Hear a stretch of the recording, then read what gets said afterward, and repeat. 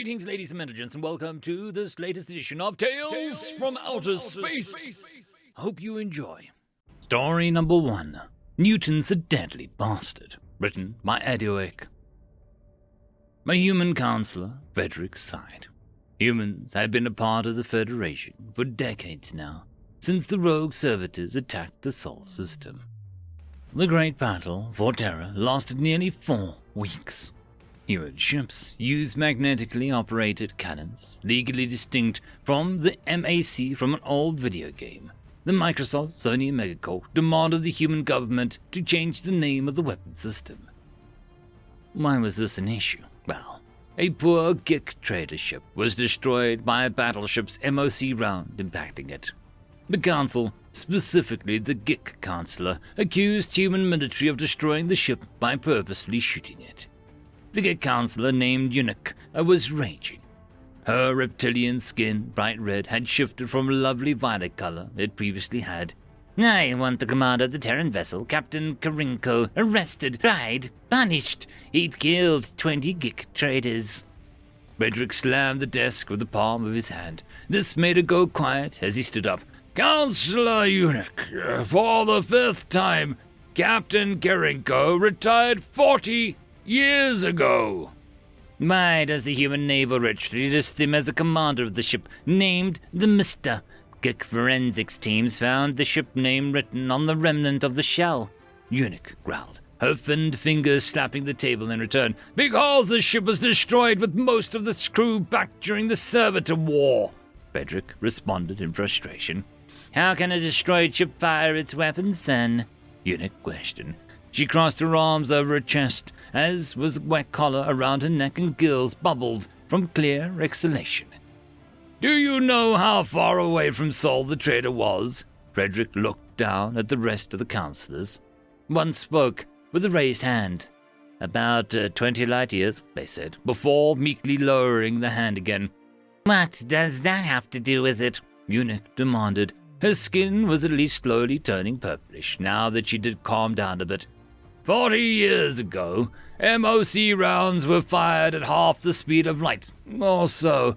This ship fired that round 40 years ago.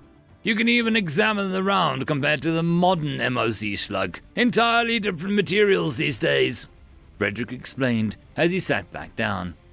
How does the captain know that the Gik trader would even be there then? The amount of variables. Does the human navy have an artificial intelligence that can predict that far? Eunuch asked, almost accusingly. AI above certain levels was outlawed across the entire galaxy after the Servitor Wars. No, Counselor. Back then, humanity still hadn't put self-destruction packages inside the slugs. So MOC round from 40 years ago will just keep flying in space until it impacts something. Frederick continued to explain, before ending with a shrug.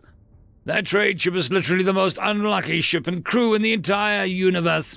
You humans just fire shells all over the place without considering what's beyond them, a different councillor suddenly shouted out. Within moments, the council was all yelling at Frederick, but he simply lifted a hand, making them quiet down. You all use plasma, missiles, and lasers. Remind how effective they are against the armor on the servitor ships, Frederick said. Now he was the frustrated one. You all sacrifice ships in fecking close-quarter fights with bigger, more armored and better armed vessels, Frederick continued on. When they invaded our sector, we fired a single planet-side MOC round and destroyed one of their dreadnoughts. We lost 15 ships over the entire war, while you lost 15 ships to kill one ship. So remember that before questioning our weapons, Frederick said as he pressed the button to call for the end of the meeting. Most of the other councillors immediately pressed theirs too, but Eunuch did not. Even so, we demand someone. She was cut off by Frederick. We will send a credit payment to all the families of the lost crew members, as well as a payment to the trading company. The Admiral of the human fleet will send an apology to the Gik government on live broadcast. Push the button, Eunuch, Frederick said in a harsh tone as he crossed his arms this time. With a gruff sound, Gik pressed the button and the councillors departed. though Frederick left with the final remark, "Newton is the deadliest bastard in space." End of story. Story number 2. First Contact with Fire, written by SpeedHump23. Report from Ambassador Trelf from the first contact with humans. We discovered the humans after one crew fast courier ship had dropped into their system for refueling off of their star, and noticed the satellites around the sun. The courier realized first contact superseded her mission and moved in to make initial contact. The courier had messaged the humans about the impeding visit to say hi, and the courier had received their response. As is normal practice, the courier said that we would shortly send a diplomatic ship to meet them to introduce them to the Galactic Federation and take the opportunity for a look at their technology. As hundreds of revolutions have shown, we can learn new things from all races we meet, but this race, they scared myself and my contact team. The first face-to-face contact took place in space, not orbiting the third planet, their home, nor the fourth planet, their major colony, but out near the asteroid belt beyond the fourth. As per tradition, we had selected a first contact species who could breathe the same gases, and who looked similar enough to not scare them too much. Ha! Scared them. Our contact ship arrived at the asteroid belt. We expected a single ship to be there. As is normal, we sent our most advanced first contact ship. My crew and I had ridden the void for 2 weeks to get to the system, and some had hoped to be able to stretch their legs on a planet, or maybe even a moon. The transfer tube was sent from our ship to their docking hatch, and once a firm lock was established, myself and my aide drifted across the hatch and politely waited for the humans to let us in. While we waited, we looked at their ship. Surprisingly, it was rather cleaner than we had expected. The outside was smooth, with no extra components or machines stuck to the hull to save space inside, almost as if it had been designed for atmospheric entry, or, as my pilot suggested, to look nice. Based on our own designs, this ship must have only had space for a single crew member, maybe 2 at the most. The next surprise was when the hatch opened inwards, a ship this size which had space for an airlock hatch to open inwards instead of outwards, or even slide into the hull. This was normally only seen in the largest colony ships, and only for the main hatch. This ship was too small for that. It must have been only a few 100 meters long, and at least half that wide. The airlock was also a surprise.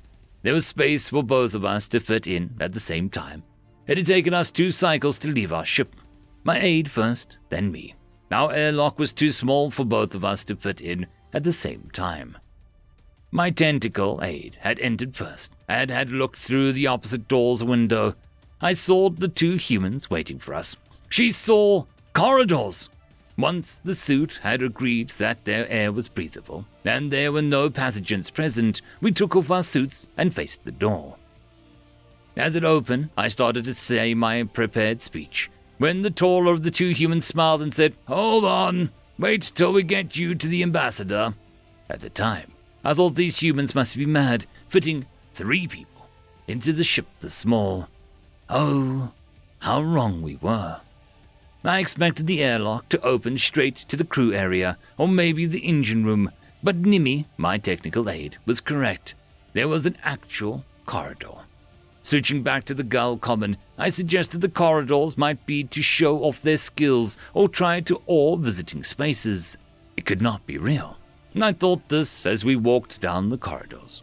I swear, it was about 50 steps in half G, and we saw at least 2 other corridors branching off halfway. By the time we got to the door we were walking to, Nimi was almost giggling in delight. She had realized what this meant about 10 meters before I did. The giggling was a flight or fight response.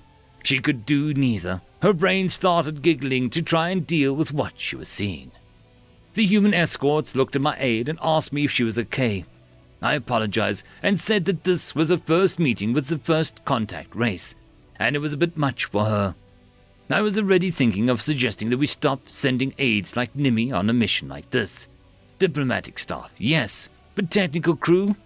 They were not trained for this. Then we stopped at the door.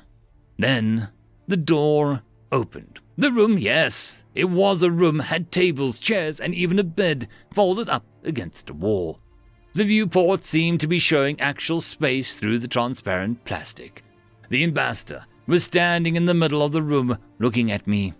It was at this point I would normally have said that the prepared greeting, etc., and moved on to the invitation for the human race to apply to join the Gulfhead, but my brain stopped working for a moment while it tried to work out what it was seeing and feeding. It was warm in this room, actual heat. At this point, I realized I had been warm since exiting the airlock. I was so unused to the warmth beyond the bare minimum allowed to keep us alive that my brain had taken a few minutes to process the feeling. The second thing my brain was having trouble with was the sight of a naked fire in the cabin of the ship in deep space. I almost panicked and looked for something to smother the flames with, when I realized the flames were deliberate. They were in a fireplace. Human ships have fire on them. They have enough oxygen to waste on fire and can handle the waste heat. The ambassador later told me that he liked an open fire, and it did help with the chill in the air. Processing all of this, Nemi took his point to mention something else I was having trouble with. They have actual space in their ships, which we since learned have similar capabilities to ours. Their jump drives are maybe not as efficient, and they did not have our star maps, but their ships are eons ahead of ours in either aspects of their design. I looked back at the ambassador. Greetings from the Galactic Federation. I think we have a lot to learn from you. Please, be our friends. End of story. I would just quickly like to thank the T5 channel members and patrons. Caspar Arnholtz, Cam Maxwell, Barkey, it's difficult to pronounce, Lord Azrakul, and Arcadian.